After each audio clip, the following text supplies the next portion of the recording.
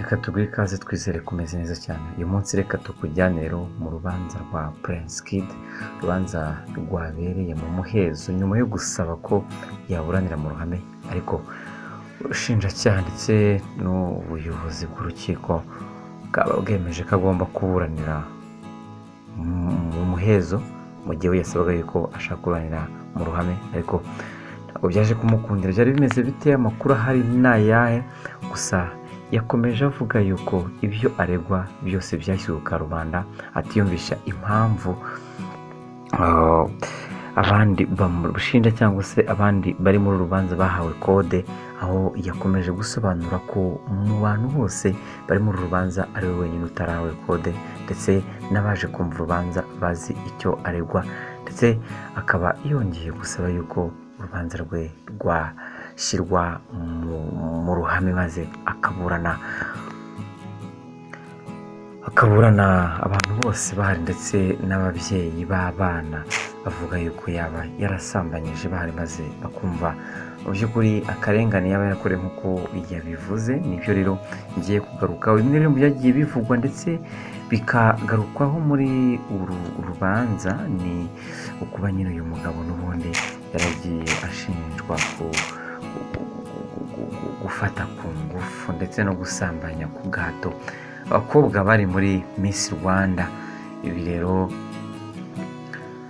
icyo nakubwira cyo ni uko byari byifashe. Uwitwa Kariza rero Hope ushinja Prince Kid kumuha urumogi akamusambanya mu ibazwa rye, yaravuze ati yamfashe ku ngufu rimwe gusa, ari nabwo bwa mbere twaryamanye, izindi nshuro twabikoze namuhaga ku bushake. Ahangaha ni umumisi nawe wari muri Miss Rwanda, mazina bayashyize hanze.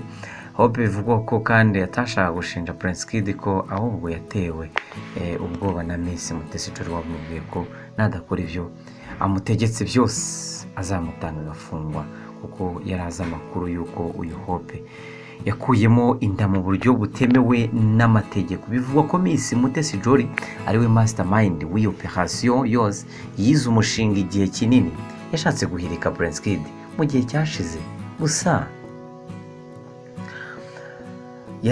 yaratarabona support, aho ayiboneye abishyiramo bamwe mu bantu bakoranaga muri irushanwa, abakoresha bamwe batabizi, gusa harimo umwe wari ubizi ubu akiba mu Rwanda.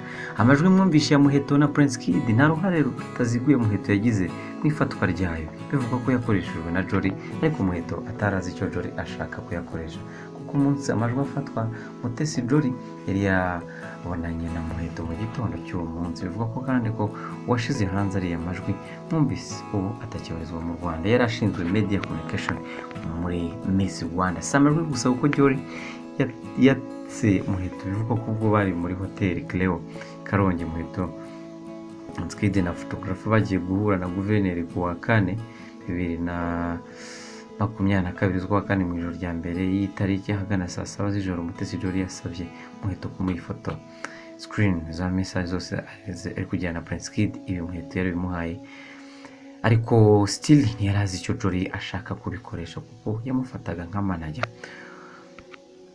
Ubwo bavaga i Kigali, Muheto na Kid na photographer bageze mu nzira, wa wundi nababwiye wagiye hanze, bivuga ko yahamagaye photographer akamubwira ko nimugera muri hoteli murasanga umusinzi ntimumwiteho, ntabwo ari buhangamire akazi kanyu. Niko byagenze, kuko muri hoteli bageze baramusanga. Kid abaza abayobozi ba hoteli mama terenze izamo inzererezi. Hanyuma rero ibi ni ibiri kugenda bivugwa, nibyo mvanye mu gikari, nibyo mvanye kuri bamwe bakurikirana imyidagaduro, kuri bamwe bakurikirana amakuru atandukanye, cyane cyane kuri Prince Kid. Hanyuma ukibaza, ese ibi bintu mu by'ukuri niba ari uko bimeze, ntago uyu Prince Kid cyangwa se abandi bantu bahawe kode mu iburana ry'uru rubanza byaba bigiye kuba bisobanura ikindi kintu gikomeye. Special operation ya Miss Rwanda, bivuga ko Kigali uyu bagiye bavaga i Kigali, uyu Muheto na Kid na photographer wabo bageze mu nzira, wa wundi nababwiye n'ubundi hanze, bivuga ko yahamagaye photographer kambwira ati nimugera muri hoteli.